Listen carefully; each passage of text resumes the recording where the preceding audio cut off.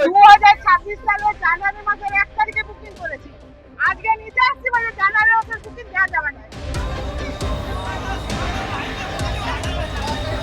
আমাদের আম পাবলিককে দেওয়া হয়নি, যারা ভিআইপি লোক তাদেরকে গ্যাস দেওয়া হচ্ছে। প্রচুর সমস্যা, দুদিন হোটেলে ভাত খেতে হয়েছে।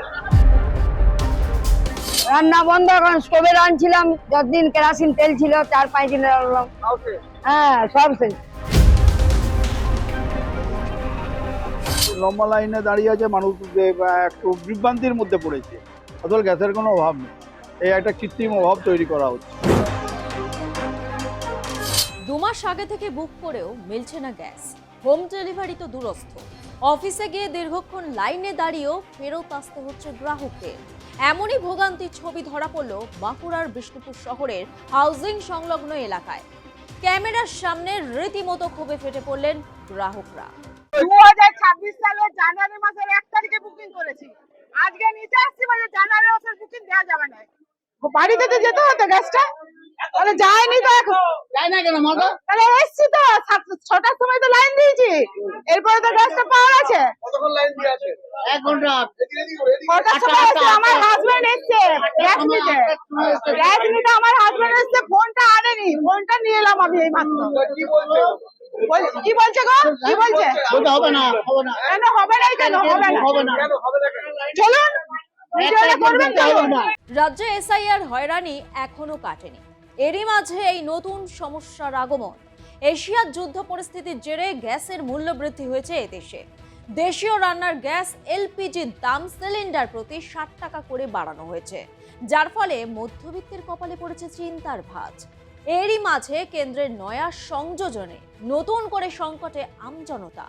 কালোবাজারি রুখতে এখন থেকে 2টি সিলিন্ডার বুকিংয়ের ন্যূনতম সময়ের ব্যবধান 21 দিন থেকে বাড়িয়ে 25 দিন করা হয়েছে।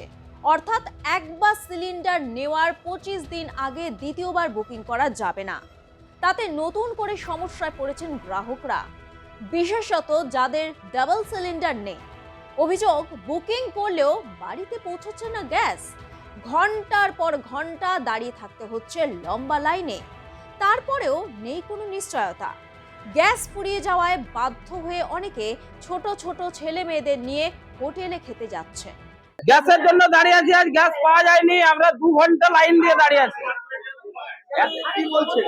এখনো তো লাইনই পাইনি, সাইড থেকে লাইনে লোক ঢুকে যাচ্ছে, আমরা গ্যাসই পাচ্ছি না এখনো পর্যন্ত। কি মনে করছেন ক্রাইসিস আছে গ্যাসে? সেটা আমরা কি করে জানবো, এনারাই জানেন। বাড়িতে ডেলিভারি হচ্ছিল না, হয়নি বাড়িতে ডেলিভারি। আমি পরশুদিন এসেছিলাম ওদের অফিসে, একজনকে মারুতির ভিতরে একটা গ্যাস দিয়ে দেওয়া হলো। আমাদের আম পাবলিককে দেওয়া হয়নি, যারা ভিআইপি লোক তাদেরকে গ্যাস দেওয়া হচ্ছে। এত ক্রাইসিস কেন? গ্যাসের কি সেটা আমরা কি করে বলবো, সেটা ওনারাই জানেন।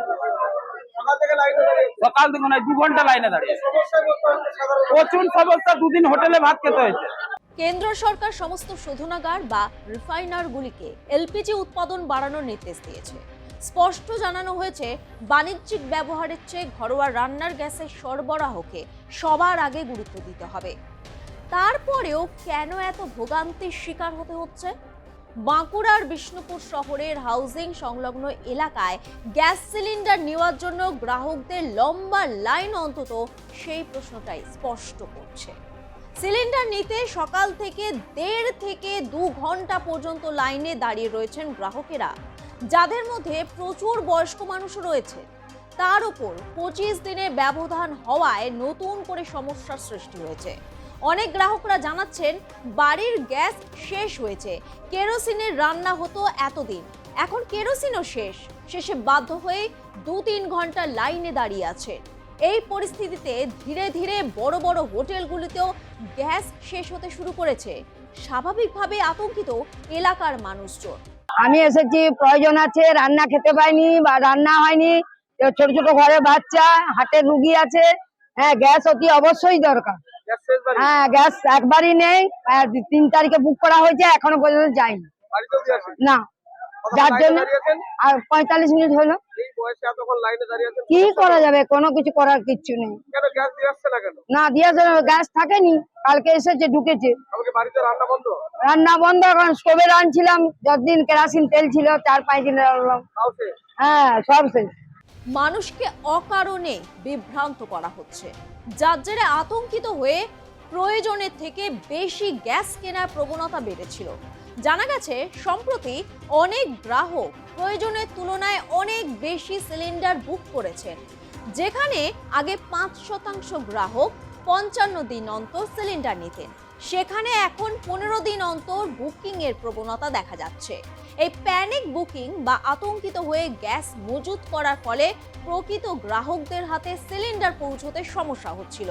এই কৃত্রিম সংকট রুখতেই এই সিদ্ধান্ত নেওয়া হয়েছে কেন্দ্রের তরফে। আমি অনেকক্ষণ ধরে লাইনে দাঁড়িয়ে আছি, প্রায় ৮ ঘন্টা হলো, এবং গ্যাস নেওয়ার জন্য আমি আজ এসেছি এবং লাইনে দাঁড়িয়ে আছি। আশা করি গ্যাস পাবো। বুক করেছেন কতদিন আগে? বুক প্রায় জানুয়ারি মাসের ফার্স্ট উইকে বা এরকম বুক হয়েছে। বাড়িতে তো গ্যাস হোম ডেলিভারি হওয়ার কথা। বাড়িতে যাচ্ছে না, যেহেতু এখান থেকে সব নিয়ে নিচ্ছে, এতে মালিকেরও একটা উপকার হচ্ছে, যে ওই পয়সাটা আর লাগছে না। প্রচুর লম্বা লাইনে দাঁড়িয়ে আছে মানুষ, একটু বিভ্রান্তির মধ্যে পড়েছে। আসলে গ্যাসের কোনো অভাব নেই, এই একটা কৃত্রিম অভাব তৈরি করা হচ্ছে। তবে এত দুশ্চিন্তার মাঝেও একটি ভালো খবর শোনাই আপনাদের। কেন্দ্রীয় তথ্য অনুযায়ী ভারতের হাতে পর্যাপ্ত গ্যাসের স্টক রয়েছে। পাশাপাশি আলজেরিয়া, অস্ট্রেলিয়া, কানাডা এবং নরওয়ের মতো দেশগুলো ভারতকে গ্যাস বিক্রি প্রস্তাব দিয়েছে। এর ফলে দেশে রান্নার গ্যাসের কোনো ঘাটতি হবে না। তাই সমস্যা কিছু সৃষ্টি হলেও তা সাময়িক। রাজ্যে কৃত্রিম সংকটে বাতাবরণ সৃষ্টি করা হচ্ছে বলে মত রাজনৈতিক মহলের একাংশে। তাই আতঙ্কিত হবেন না। আমরা যখন কোভিড পরিস্থিতির মতো সময় কাটিয়ে উঠতে পেরেছি, তার কাছে এই পরিস্থিতি অনেকটাই তুচ্ছ।